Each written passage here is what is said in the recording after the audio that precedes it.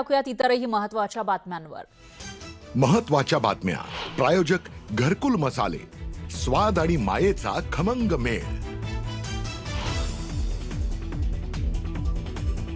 मुंबईमध्ये भाजप आणि शिवसेनेमध्ये 150 जागांवर एकमत। पुढच्या 2 ते 4 दिवसात उर्वरित जागांबाबत निर्णय होईल। सेना भाजपच्या बैठकीनंतर अमित साटम यांची घोषणा। मुंबईला विकून खाणाऱ्यांना घरी बसवणार अमित साटम यांचा ठाकरे बंधूंना टोला।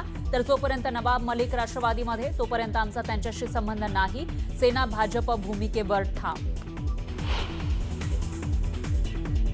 माणिकराव कोकाटे आता बिनखात्याचे मंत्री। कोकाटेंकडील क्रीडा आणि अल्पसंख्याक विभाग खाती ही अजित पवारांकडे सोपवली। राज्यपालांनी केला आदेश जारी। कोकाटेंच्या राजीनाम्यावर उद्या हायकोर्टातील सुनावणीनंतर घेणार निर्णय। राष्ट्रवादी प्रदेशाध्यक्ष तटकरेंची माहिती।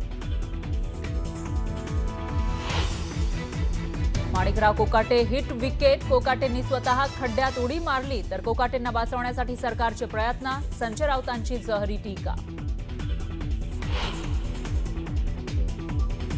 अजित पवार लवकरच मुख्यमंत्री होणार। नांदेडमधील प्रचार सभेत बोलताना अमोल मिटकरींचा दावा।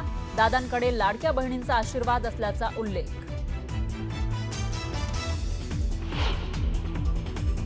मुंबई महापालिकेसाठी एकनाथ शिंदेंचं 10,000 कोटींचं बजेट। प्रत्येक उमेदवाराला शिंदे 10 कोटी रुपये देणार।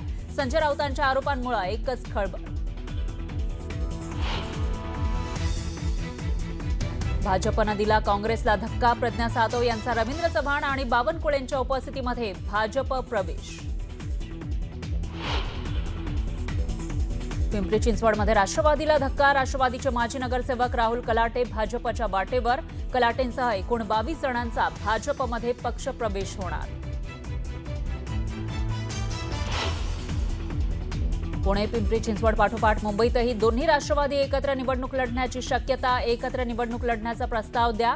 अजित पवारांकडून शरद पवारांच्या राष्ट्रवादीला सूचना। सूत्रांची माहिती।